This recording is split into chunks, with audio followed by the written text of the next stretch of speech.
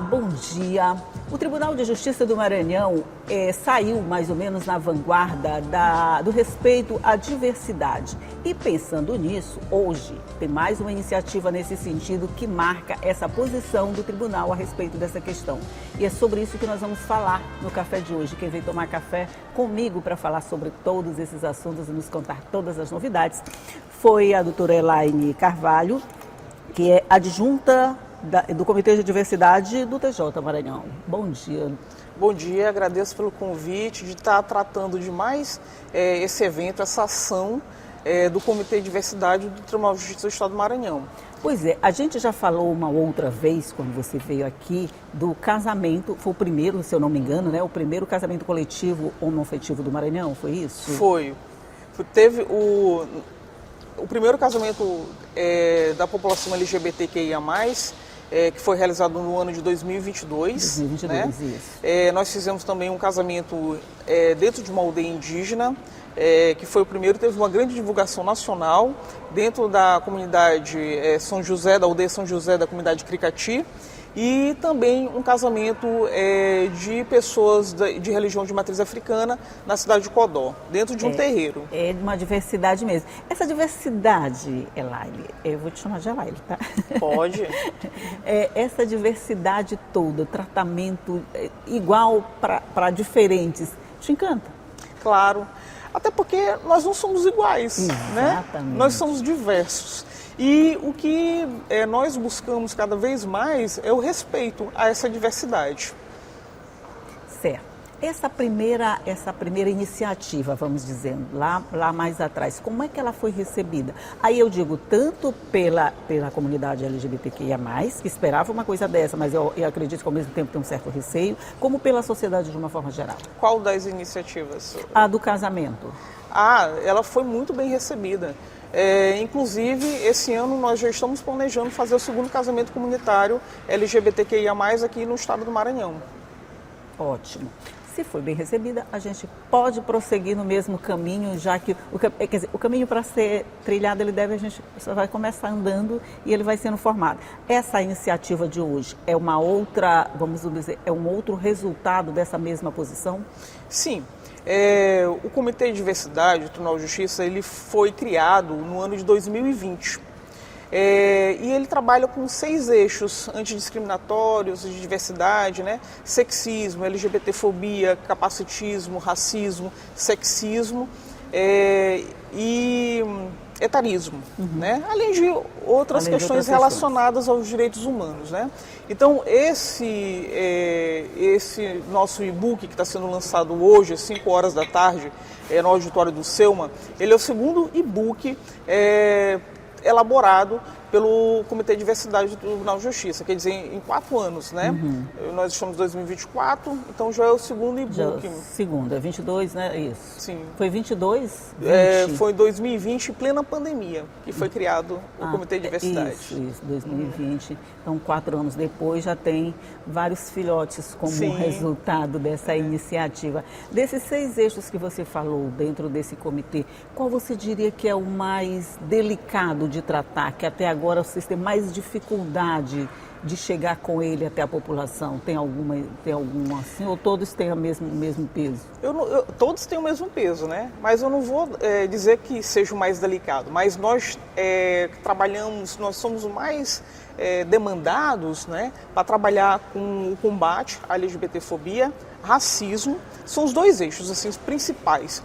Os outros nós somos menos demandados para tratar. Gordofobia, capacitismo tem uma comissão própria do Tribunal de Justiça, nós damos um apoio para essa comissão do Tribunal de Justiça. Sexismo tem a Coordenadoria da Mulher, né, do Tribunal de Justiça, nós também damos um apoio, mas nós somos mais demandados para tratar sobre questões relacionadas ao racismo e à LGBTfobia.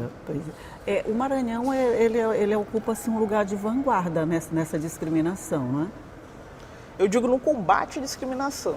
Não, eu falo na reação da população. A LGBTfobia, ela é muito presente, por exemplo, em estados como o Maranhão. A gente tem esse lugar, assim, muito, um ranking lá no primeiro lugar? Olha, infelizmente, o crime de LGBTfobia ainda é muito presente na sociedade brasileira. De um modo geral, né? Eu não digo só no Maranhão. Isso. Infelizmente, em toda a sociedade brasileira, né? E é difícil até, nós temos uma estatística em relação ao assunto.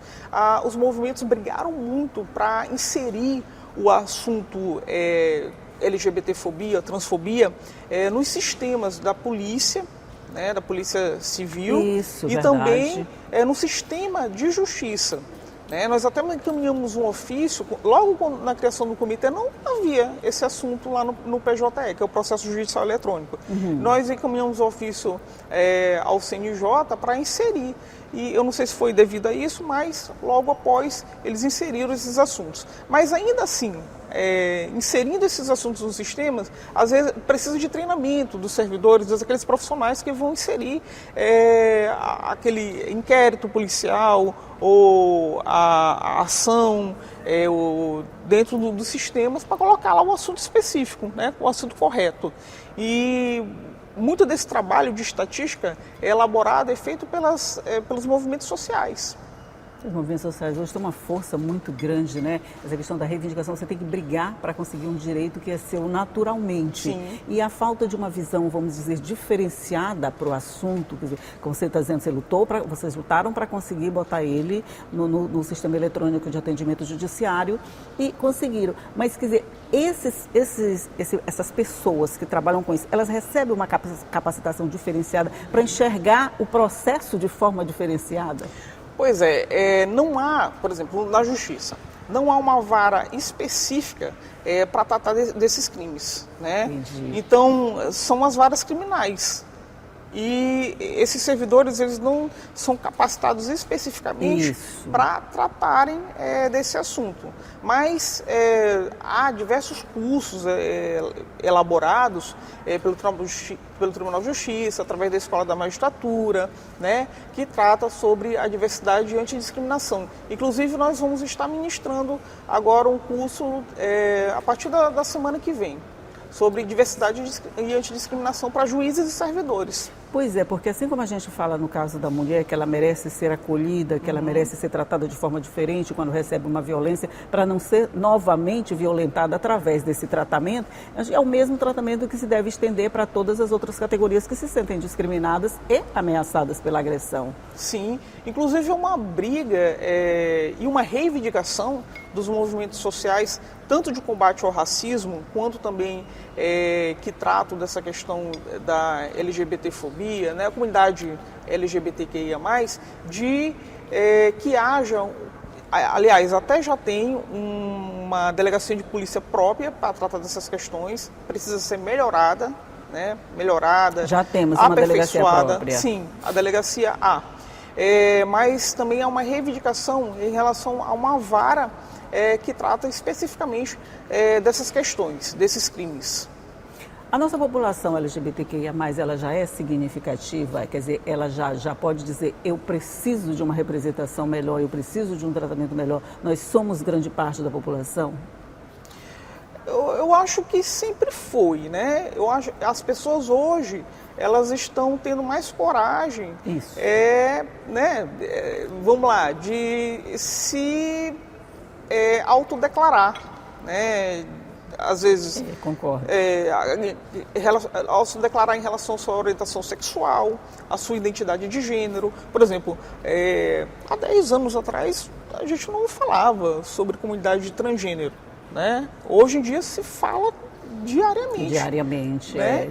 E sempre teve, essa população sempre teve uma quantidade significativa. Só que hoje as meio pessoas invisível, né? Ela as pessoas ficava estão invisibilizada. A questão do armário, né? Isso, dentro do armário, né? O famoso armário. Não sei para que inventava armário. Pois mas hoje as pessoas estão tendo mais coragem de se autodeclarar, né? E de se mostrar perante a sociedade.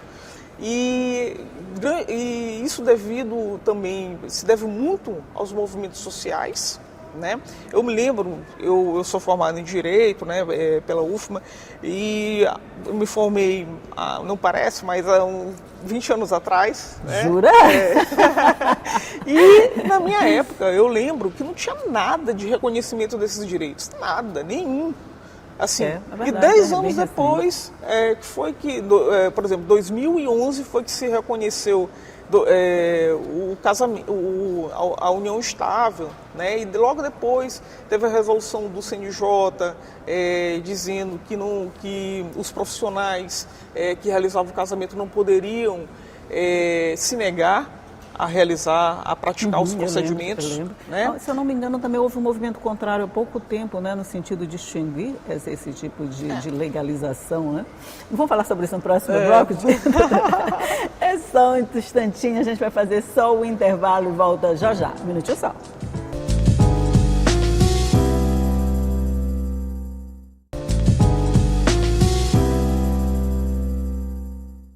Já estamos de volta conversando aqui com a juíza Elaile Carvalho, que é do Comitê de Diversidade do Tribunal de Justiça, e a gente terminou o primeiro bloco falando dessa invisibilidade que acabava gerando falta de conhecimento dos direitos dessa população.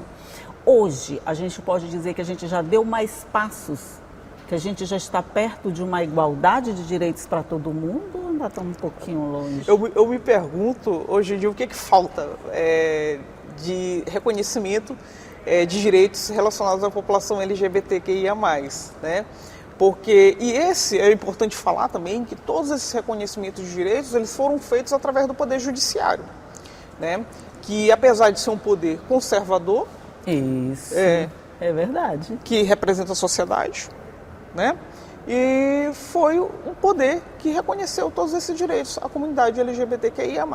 Então, hoje, em 2024, através do Poder Judiciário, nós temos reconhecidos a união estável, o casamento homoafetivo através da resolução do CNJ, adoção, direito à adoção, até questão mesmo recente, que a comunidade não poderia doar sangue, né? Hoje já pode. Seja, parece uma coisa tão boba, né? Mas que é negado, sim. A questão dos direitos hereditários, direitos hereditários que eram muito discutido, né? Às vezes a pessoa convivia durante anos, a vida toda com outra pessoa, união estável, e falecia, e aí a família do outro não tinha nenhum direito, né? Então, situações dessas absurdas que hoje em dia a pessoa tem o seu direito garantido, né? E aí, como você chegou a alguma conclusão dessa pergunta que você mesma se fez? O que falta para ser reconhecido? Se tem alguma outra coisa assim que diga, a gente precisa fazer mais isso aqui?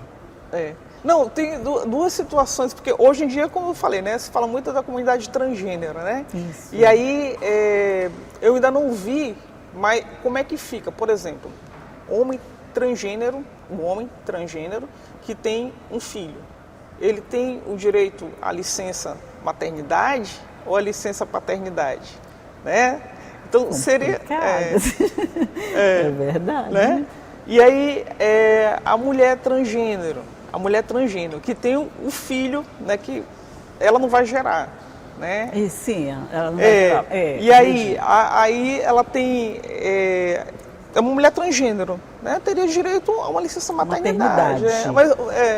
Uma licença maternidade. É interessante se pensar sobre essas questões pontuais. Essa é uma boa discussão, viu? É uma boa discussão, porque ela dá um nó na nossa cabeça, e até agora nem o judiciário ainda não regulamentou nada a esse respeito, né?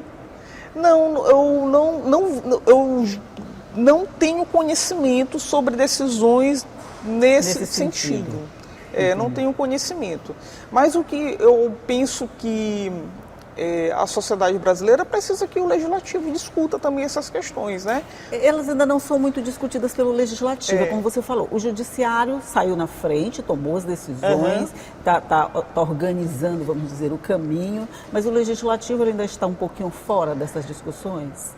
Tanto é que, por exemplo, a Marta Suplicy, enquanto deputada federal, ela fez um projeto de lei na década de 90, final da década de 90 sobre casamento, casamento civil de pessoas do mesmo sexo e tal. E até hoje esse projeto de lei ele não foi discutido, não foi finalizado, né? Então desde a década de 90, um projeto de lei falando sobre o casamento civil entre pessoas do mesmo sexo, mas que não houve ainda essa discussão do legislativo. Né? Falta o legislativo também entrar nessa discussão, também participar desse processo de garantias de direito para todos de forma igual. Aí quando a gente fala no casamento, a gente teve a realização do primeiro casamento, como é que é? Eu fico pensando assim, se já tem essa dificuldade de sair do famoso armário, como a gente falou. Quando você faz essa exposição através de um casamento comunitário, você está mostrando para o mundo o que você é de verdade. Mas a rejeição, quer dizer, não é nem rejeição, a resistência por parte dos casais em participar de processos assim? Por que nós fizemos esse casamento comunitário LGBTQIA+. Eu devo dizer que a primeira vez que nós propusemos esse casamento, nós recebemos o não, e a pessoa que deu o não para a gente disse, olha, não, porque já há casamento comunitário e qualquer pessoa que tenha os requisitos legais pode se inscrever, e é verdade, né? Há vários casamentos comunitários realizados no estado todo, né? E qualquer pessoa que tem os requisitos pode se inscrever, né? Mas por que a gente não via nenhuma situação dessa? Há situações, poucos casais, por exemplo, 1 ou 2 no mundo de 500, por exemplo. Aqui em São Luís há um grande casamento comunitário que é realizado no final do ano, né? Cerca de 500 casais. E às vezes há 1 ou 2, ou nenhum. Então é estranho. Perdido no meio da multidão. É estranho, né? Então o que foi pensado? Do acolhimento dessas pessoas se sentirem à vontade no casamento para eles, voltado para a própria comunidade, sem risos, sem olhares estranhos, constrangedores, né?